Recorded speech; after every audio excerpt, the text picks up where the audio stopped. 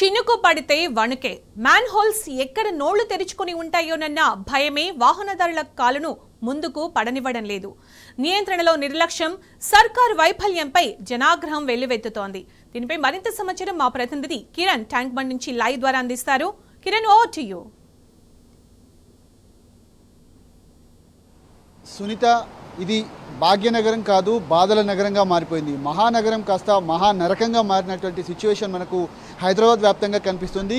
22 నెలల కాంగ్రెస్ పాలనలో పూర్తిగా హైదరాబాద్ ప్రతిష్ట అంతా కూడా దెబ్బతీసినటువంటి పరిస్థితులు మనకు కనిపిస్తున్నాయి. చినుకు పడితే చాలు ఎక్కడికక్కడ ట్రాఫిక్ జామ్ ఏర్పడడంతో పూర్తిగా నగరం అంతా కూడా అస్తవ్యస్తంగా మారుతుంది. కాలనీలన్నీ కూడా నీట మునిగినటువంటి దృశ్యాలు మనకు గత వారం రోజుల నుంచి కూడా కనిపిస్తున్నటువంటి సిచ్యువేషన్ మనకు కనిపిస్తుంది. ఎందుకంటే ఇంట్లో ఉన్న రోడ్డు బయటికి వచ్చిన పూర్తిగా ఉంటామా చస్తామా తెలియనని నగరవాసులు బిక్కుబిక్కుమంటూ కాలం గడుపుతున్నటువంటి సిచ్యువేషన్ మనకు కనిపిస్తున్నటువంటి నేపథ్యంలో పూర్తిగా ఇటు హైదరాబాద్ వ్యాప్తంగా పలు కాలనీలన్నీ కూడా ఇప్పటికే జలదిగ్బంధంలో చిక్కుకున్నాయి.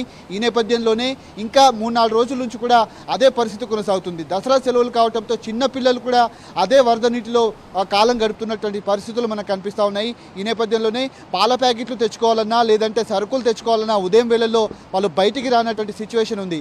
ఈరోజు ఉదయం మనం కూడా చూసినటువంటి నేపథ్యంలో పూర్తి స్థాయిలో అటు బంజారా కాలనీ, ఏదైతే హయత్ నగర్లో ఉన్నటువంటి బంజారా కాలనీ కావచ్చు, అంతేకాకుండా ఏదైతే SBH కాలనీతో పాటు హయత్ నగర్లో ఉన్నటువంటి మరికొన్ని కాలనీలు కూడా పూర్తిగా నీట మునిగినటువంటి పరిస్థితి.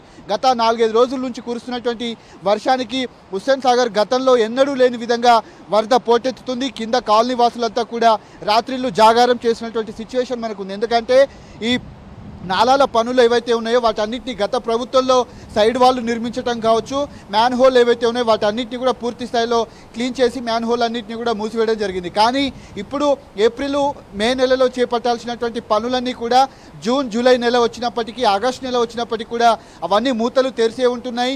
వాటిలో పడి మనుషులు కూడా కొట్టుకుపోయినటువంటి పరిస్థితి. ఇటీవల కాలంలో రామ్నగర్లో కావచ్చు, బాగ్లింగంపల్లిలో కావచ్చు, చిక్కడపల్లితో పాటు ముషీరాబాద్లో కూడా కొంతమంది కొట్టుకొని పోయారు. ఇప్పటి వరకు కూడా శవాలు కూడా బయటికి దొరకలేదు.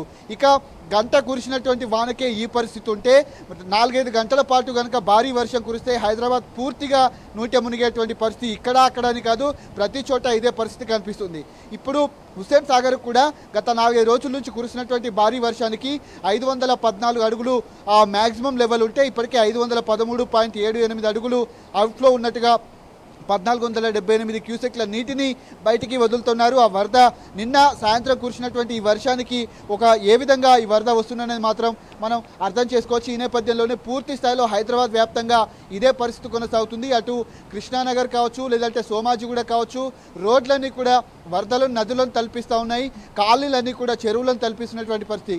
ఈరోజు ఉదయం కూడా కొన్ని కాలనీలు మనం తిరిగేటువంటి ప్రయత్నం చేస్తాము. ఆ కాలనీలో కూడా పూర్తిగా ఇండ్లు ఇంకా జలదిగ్బంధంలోనే ఉన్నాయి. కనీసం వాళ్ళు మంచినీళ్ళ ప్యాకెట్లు, మంచినీళ్ళు కూడా తాగలేనటువంటి సిచ్యువేషన్ ఉంది.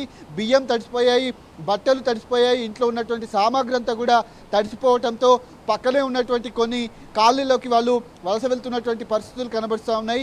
హైడ్రా అధికారులు హైడ్రామా చేయడానికి తప్ప ఎక్కడ కూడా హైదరాబాద్లో కనీసం చర్యలు కూడా చేపట్టట్లేదు. ఈ నేపథ్యంలో ఎక్కడికక్కడ ట్రాఫిక్ జామ్ ఏర్పడినప్పటికీ ట్రాఫిక్ పోలీసులు కావచ్చు, హైడ్రా అధికారులు చేతులెత్తేసి ఇంట్లోకి వెళ్తున్నటువంటి పరిస్థితి. GHMC అధికారుల చేతుల నుంచి అధికారం అంతా కూడా హైడ్రాకు అప్పగించారు.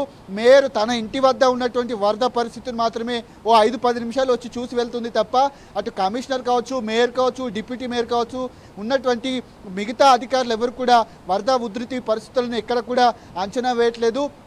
కాలనీలు మునిగినటువంటి కాలనీలు కావచ్చు, రోడ్లపైన భారీగా వరద నీరు చేరటంతో వాహనాలు కూడా వెళ్ళలేనటువంటి పరిస్థితి. దాదాపు 5-6 గంటల పాటు రోడ్లపైనే గడుపుతూ ఉన్నారు. ఇండ్లలో ఉంటే వచ్చేటువంటి వరద ఇండ్లలోకి చేరుతుంది, రోడ్డు పైకి వస్తే మ్యాన్ హోల్లు తమను మింగేసేటువంటి సిచ్యువేషన్ హైదరాబాద్ వ్యాప్తంగా కనిపిస్తుంది. ఈ హైదరాబాద్ అంతా కూడా 22 నెలల కాలం నుంచి ఏదైతే మున్సిపల్ శాఖ మంత్రిగా, ముఖ్యమంత్రిగా ఉన్నటువంటి రేవంత్ రెడ్డి కనీసం పట్టించుకోలేదు. ఇన్ఛార్జ్ మంత్రి కూడా ఈ పరిస్థితిని అంచనా వేయలేకపోతా ఉన్నాడు. తాను కూడా ఎక్కడ కనీసం సిటీలో తిరిగి పరిస్థితిని ఏంటి అనేది కూడా తాను తెలుసుకోలేనటువంటి పరిస్థితి పరిస్థితులు మనకు కనిపిస్తూ ఉన్నాయి. అసలు ఈ హైదరాబాద్లో ఉంటే బతుకుతామా చస్తామా అన్న కోణంలో జనమంతా కూడా ఉన్నటువంటి సిచ్యువేషన్ల నేపథ్యంలో నిన్న కురిసినటువంటి వర్షం కావచ్చు, మొన్న కురిసినటువంటి వర్షం కావచ్చు, రోజువారీగా సాయంత్రం వర్షం భారీగా కురుస్తుంది. ఈరోజు కొంత తగ్గుముఖం పట్టడంతో కాలనీవాసులంతా కూడా కొంత ఊపిరి పీల్చుకున్నటువంటి సిచ్యువేషన్ అయితే మనకు కనిపిస్తోంది.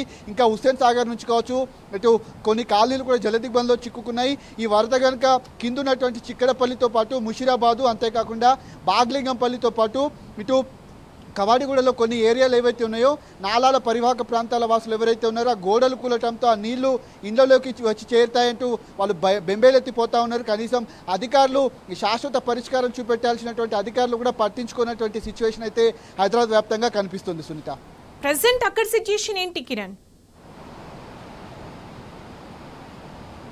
ప్రస్తుతం అయితే హుస్సేన్ సాగర్కి ఇంకా వరద ఉధృతి కొనసాగుతుంది. వర్షం ఉదయం నుంచి వర్షం లేదు. ఈ రోజు కనుక భారీగా వరద నీరు వచ్చి చేరితే మాత్రం ఈ వరద మరింత పెరిగేటువంటి అవకాశం ఉంటుంది. ఇటు ఆర్టీసీ క్రాస్ రోడ్తో పాటు ముషిరాబాదు, చిక్కడపల్లి, బాగ్లింగంపల్లి ఏరియాల్లో నాలాల పరివాహక ప్రాంతాల వాసులను కూడా అప్రమత్తం చేశారు. ఎందుకంటే మొన్న బాగ్లింగంపల్లిలో గోడ కూలిపోయింది. ఆ నీళ్ళని కూడా ఇళ్లలోకి చేరటంతో అక్కడ ఉన్నటువంటి వాహనదారులు కావచ్చు, అక్కడ పనులు చేసుకున్నటువంటి వాళ్ళంతా కూడా వాహనాలతో పాటు వాళ్ళు కొట్టుకుపోయినటువంటి సందర్భాలు అయితే కనిపించాయి. మ్యాన్ హోల్లో పడి కొట్టుకుపోయినటువంటి వ్యక్తి వాహనంతో పాటు తాను కూడా కొట్టుకొని పోయాడు. ఇప్పటి వరకు ఆ శవం కూడా దొరకలేదు. అంతేకాకుండా వరద ఉధృతి పెరుగుతున్నటువంటి నేపథ్యంలో ఈ ఏదైతే నాలాల పరివాహక ప్రాంతాల వాసులు కూడా బిక్కుబిక్కుమంటూ కాలం గడుపుతున్నటువంటి సిచ్యువేషన్ అయితే మనకు కనిపిస్తుంది. ప్రస్తుతం అయితే వరద ఉధృతి ఇంకా హుస్సేన్ సాగర్కు కొనసాగుతుంది. అటు హయత్ నగర్లో కొన్ని కాలనీలు, ఎస్బిహెచ్ కాలనీ కావచ్చు, అంతేకాకుండా ఏదైతే పూర్తిగా బంజారా కాలనీతో పాటు కొంత దేవనగర్ కాలనీ, 2-3 కాలనీలు కూడా పూర్తిగా జలదిగ్బంధంలోనే ఉన్నాయి. 3 రోజుల నుంచి కూడా కనీసం అధికారులు వచ్చి తమకు బియ్యం ఇవ్వట్లేదు, కనీసం పట్టించుకోవట్లేదు, ఓట్లు అడగటానికి వస్తున్నారు తప్ప కనీసం మమ్మల్ని పట్టించుకోవట్లేదు అంటూ కూడా వాళ్ళు ఆవేదన వ్యక్తం చేస్తున్నారు. ఆ వరద కూడా పైన ఉన్నటువంటి చెరువు నీళ్లు కావడంతో ఇంకా వరద ఉధృతి కొనసాగుతుంది. ఆ వరద తగ్గితే తప్ప వాళ్ళు ఇళ్లలోకి వెళ్ళేటువంటి అవకాశాలు అయితే మనకు కనిపించట్లేదు. సునీత, రైట్ కిరణ్, మొత్తానికి చాలా దారుణమైన పరిస్థితి వాళ్ళంతా కూడా ఫేస్ చేస్తున్నారు. Thank you so much.